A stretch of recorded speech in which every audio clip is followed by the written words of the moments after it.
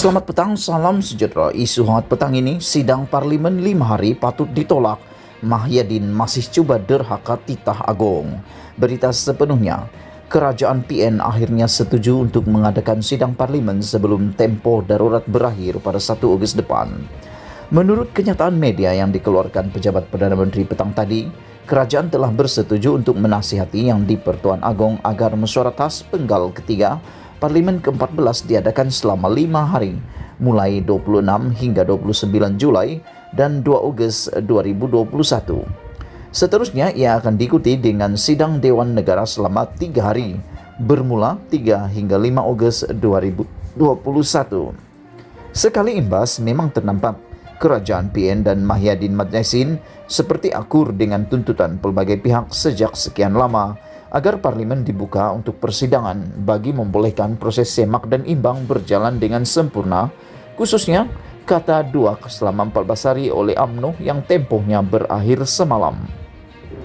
Ia turut menampakkan kerajaan PN dan Mahyadin akhirnya akur dengan titah agung berkenan pembukaan parlimen yang dititahkan sebanyak 3 kali sebelum ini. Tetapi jika diteliti kenyataan media tersebut, sidang parlimen yang bakal diadakan nanti tidak ubah sekadar melepas batuk di tangga saja. Ini kerana sidang parlimen selama 5 hari itu seperti tidak sebagaimana yang sepatutnya, di mana ada perbahasan dan pengundian sebagai komponennya. Memetik kenyataan media itu, ia menyebut mesyuarat ini bertujuan untuk memberi penerangan kepada ahli-ahli parlimen mengenai pelan pemulihan negara dan meminda semua perundangan dan peraturan bagi membolehkan persidangan parlimen diadakan secara hibrid. Kenapa hanya penerangan saja diberi kepada ahli-ahli parlimen mengenai pelan pemulihan negara? Apakah ia bermaksud tiada perbahasan dan pengundian selepas penerangan dilakukan? Selain itu, mengapa juga masih berbangkit untuk mengadakan sidang parlimen secara hibrid dan bukan bersemuka sepenuhnya, sedangkan semua ahli parlimen sudah pun diberi 2 dos suntikan vaksin? Lebih daripada itu, Menteri Penyelaras Vaksin Khairy Jamaluddin pada 30 Jun lalu berkata, lebih 400 kaki tangan parlimen akan disuntik vaksin dengan segera di beberapa pusat pemberian vaksin bermula hari tersebut 30 Jun sebagai persediaan kiranya sidang parlimen diadakan dalam waktu yang terdekat ini.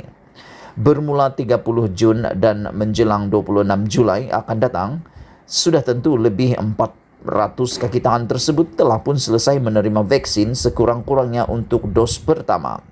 Jadi bersama semua ahli parlimen sendiri sudah menerima 2 suntikan vaksin, apa perlunya lagi sidang parlimen diadakan secara hibrid? Kenyataan media pejabat Perdana Menteri itu seterusnya menyebut berdasarkan pasal 3 dalam kurungan 3 berdasarkan pasal dalam kurungan 3 perkara 150 Perlembagaan Persekutuan, semua proklamasi darurat dan ordinan yang dibuat oleh Yang di-Pertuan Agong akan dibentangkan di hadapan kedua-dua majlis parlimen. Apakah ordinan darurat juga hanya sekadar dibentangkan kepada ahli parlimen tanpa sebarang perbahasan dan pengundian? Jadi sudahlah pelan pemulihan negara pun hanya sekadar diberi penerangan, ordinan darurat pula dibentangkan saja. Sidang parlimen apa namanya?